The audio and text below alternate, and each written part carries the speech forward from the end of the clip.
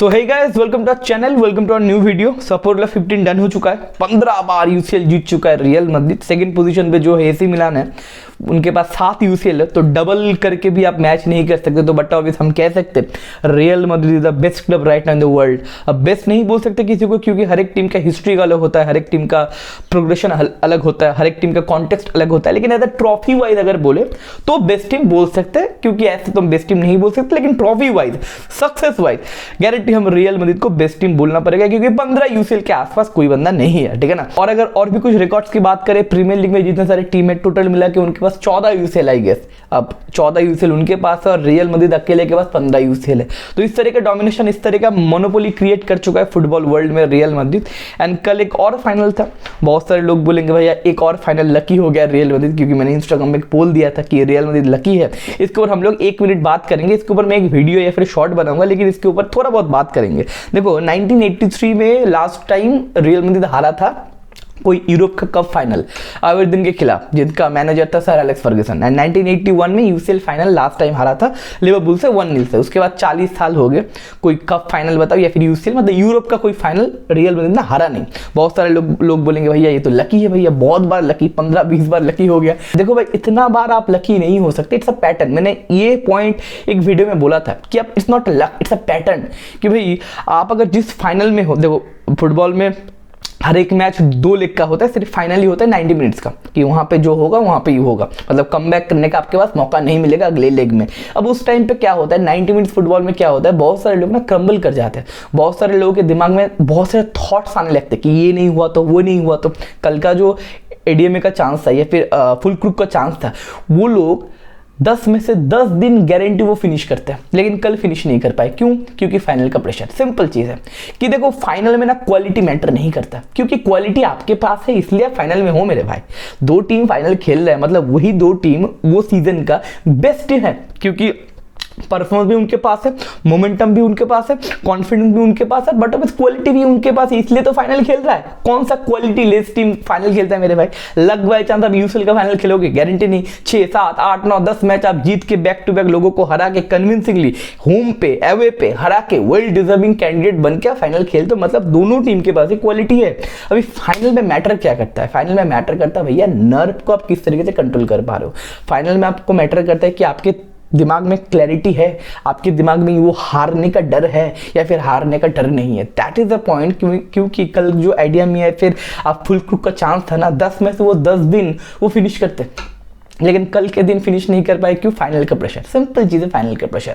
Wembley है, UCL है, final है, वो जो सेकंड में जब फिनिशिंग जो मोमेंट आता है, उस सेकंड में आपके दिमाग में क्या चल रहा है, that is the only matter.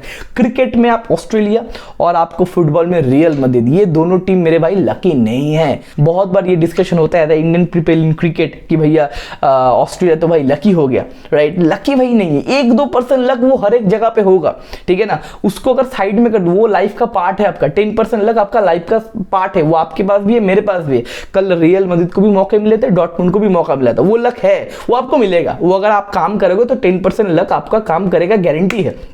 लेकिन बाकी के 90% चीज़ है कि आप कैसे कंट्रोल कर पाते हो खुद को बड़े ऑक्शन में, जो जहां पे रियल मैड्रिड अपने आप को कंट्रोल कर पाता है। क्योंकि देखो कल का पहला जो 45 मिनट था, पहला जो हाफ था, वो डॉर्टमुंड ने अटर डोमिनेशन दिखा है। 1.4 का एक्सजी था आपका डॉर्टमुंड का, और रियल मैड्रिड के पास 0.04 का एक्सजी था। 2 शॉट मारे थे, एक भी शॉट ऑन टारगेट नहीं था, और उनके पास भर भर के चांसेस मिल रहे थे। एक टाइम में भैया 6-3 हो गया था, एक टाइम पे भैया इस तरीके से अटैक कर रहे थे डॉर्टमुंड। ये सब करने के बाद ना कोई भी टीम ना क्रम्बल कर जाता है। देखो मैं एक एग्जांपल देता हूँ, बार्सा फैंस ऑफेंड नहीं होना, क्योंकि ये फैक्ट है कि लिवरपूल के साथ जो बार्सा का मैच था सेकंड लेग एनफील्ड में, ठीक है ना, क्वार्टर फाइनल या फिर सेमीफाइनल तक, राइट, सेमीफाइनल था। फर्स्ट लेग में बार्सिलोना जीत के आया था 3-0 से कैंप न्यू में, ठीक है। उसके बाद आपका 4 गोल मारना था लिवरपूल को, लेकिन उस टाइम पे आपका अवे गोल का रूल था। बार्सा के पास बहुत ही ज्यादा अपॉर्चुनिटी था, एंड एनफील्ड में हाफ टाइम में लिवरपूल ने मारा था सिर्फ 1 गोल, 1-0 से आगे था, मतलब टोटल मिला के 3-0 से बार्सा बहुत ही ज्यादा आगे था। लेकिन ड्रेसिंग रूम में जॉर्डी अल्बा का एक फुटेज बताओ या फिर एक न्यूज बताओ लीक हुआ था कि जॉर्डी अल्बा बहुत ही ज्यादा टेंशन में थे, वो भैया शिवरिंग कर रहे थे या फिर रोने लगे थे, क्योंकि दिख रहा था कि लिवरपूल बहुत ही ज्यादा चढ़ के खेल रहा है, बहुत ही ज्यादा डोमिनेट करके खेल रहा है, और एनफील्ड का जो एटमॉस्फेयर है। तो उस टाइम पे आप क्या करोगे? उस टाइम पे क्या आप हरामी फुटबॉल खेल सकते हो? उस टाइम पे क्या आप गलीज बन सकते हो? उस टाइम पे क्या आप ढीठ बन सकते हो? उस टाइम पे क्या आप अपने नर्व को कंट्रोल कर सकते हो? दैट इज द पॉइंट मेरे भाई। देखो जॉर्डी अल्बा को मैं खराब नहीं बोल रहा, बहुत सारे लोग गाली देने मत आ जाना, Jordi Alba is a world class player, लेकिन the point is that world class player आप हो सकते हो क्योंकि लिवरपूल के पास भी वर्ल्ड क्लास प्लेयर है। ऑल्दो उनके बाद साला और फर्मिनो उस मैच में नहीं थे, फिर भी मैच हारा था बारसा।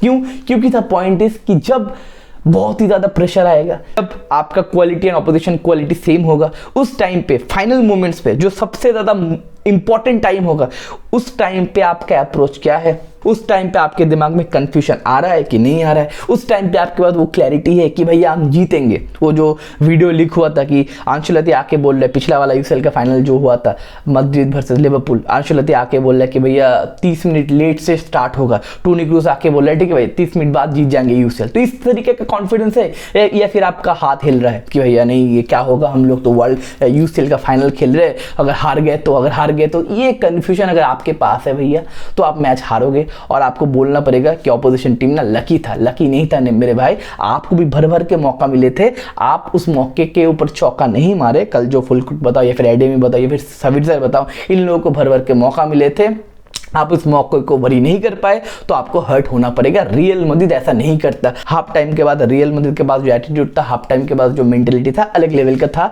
वो रियल मैड्रिड कनेक्ट कर सकता है, वो रियल मैड्रिड चेंज कर सकता है। इसीलिए 15 बार यूसीएल है मेरे भाई। देखो लॉजिक को समझो, आपके पास एक क्वालिटी है वो कंट्रोल करने का, इसलिए आपके पास रिजल्ट है, लेकिन वो नर्व कंट्रोल करने का वो मेंटेलिटी मॉन्स्टर वाला एटीट्यूड बाकी टीम के पास नहीं है। इसलिए कहना कि मेजर ट्रॉफी मैड्रिड के पास ज्यादा है। अभी अगर कल की मैच की बात करें, सिर्फ क्या मेंटेलिटी था? नहीं, सिर्फ मेंटेलिटी नहीं था मेरे भाई। पहले हाफ में बहुत ही ज्यादा हम लोग खुल रहे थे।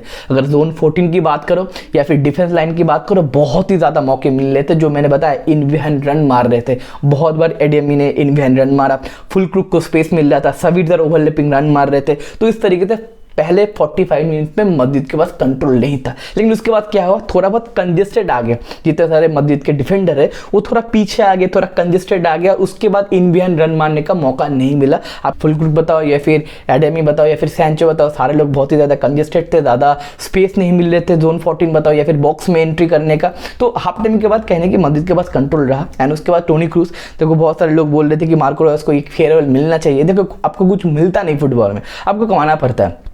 यहाँ पे कुछ फ्री में नहीं डिलीवरी हो रहा है मेरे भाई। तो टोनी क्रूज ने अपना फेयरवेल कमाया एसिस्ट देके अपने फाइनल मैच में, सबसे इंपॉर्टेंट मैच यूसीएल फाइनल में एसिस्ट दिया कारवाल को।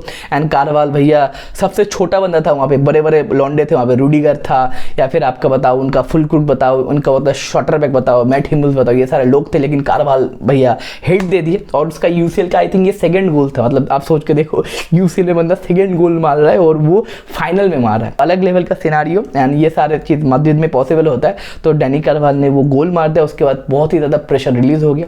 एंड उसके बाद मार्टसन से एक गलती हुआ, जूड बेलिंगम ने असिस्ट दे दिया। एंड कहने की विनीशियस जूनियर ने तो भैया फिनिश कर ही दिया आराम से, और 2-0 से हम लोग आगे हो गए और वहाँ पे मैच खत्म हो गया था। हमारा प्रेडिक्शन था 3-1। देखो 3-1 होता, मतलब मैंने प्रेडिक्ट किया था कि हाई स्कोरिंग मैच होगा, ये हाई स्कोरिंग मैच होता, लेकिन डॉर्टमुंड वाले ज़्यादा फिनिश नहीं किए। एंड रियल मैड्रिड का भी बहुत सारे चांसेस, 2-3 चांसेस मिस हुए।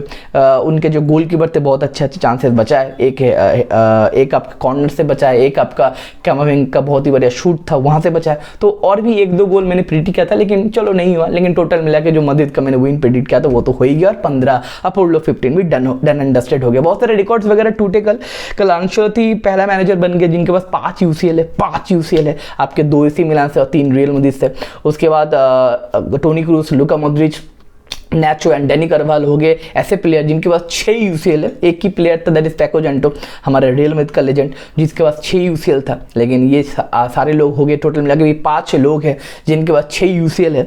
एंड सबसे बड़ी बात ये है कि पापा पेरेज को बोला गया कि अगला सीन क्या है, तो पापा पेरेज बोलते कि अगला सीन कुछ भी नहीं है, हम लोग खुश है, लेकिन अगले साल हम लोग अपना 16 यूसीएल कंफर्म करने की कोशिश करेंगे। और जब मैं ये वीडियो बना रहा हूँ तब एक और भी अच्छा न्यूज़ आ गया, 2 एक्चुअली अच्छा न्यूज़ आ गया। पहला पॉइंट इज लुका मॉड्रिच रुकेंगे एक और साल, बहुत ही इंपॉर्टेंट न्यूज़ है ये, क्योंकि लुका मॉड्रिच भी अगर चला जाता, टोनी क्रूज, लुका मॉड्रिच दोनों को रिप्लेस करना अगले सीजन में बहुत ही ज़्यादा प्रॉब्लमेटिक हो जाता है। तो लुका मॉड्रिच को एक और साल हम लोगों को देखने को मौका मिलेगा। एंड जितने सारे यंग प्लेयर्स है उनको ग्रूम करने का भी मौका मिलेगा मॉड्रिच को, बहुत ही इंपॉर्टेंट पॉइंट है ये। और सेकेंड पॉइंट ये मेरे भाई कि किलियन एम्बापे का हेयरिको आ चुका है। तो भैया 2 दिन में 2 मसाला, कल यूसीएल अंदर है और आज किलियन एम्बापे अंदर है। तो मतलब अभी थोड़ा हम लोगों को डिसाइड करना पड़ेगा हमारा फ्रंट 3 क्या होगा, क्योंकि एंड्रिक भी आएगा। एंड्रिक का भी फेयरवेल वहाँ पे हो गया, उनका जो प्रीवियस क्लब है।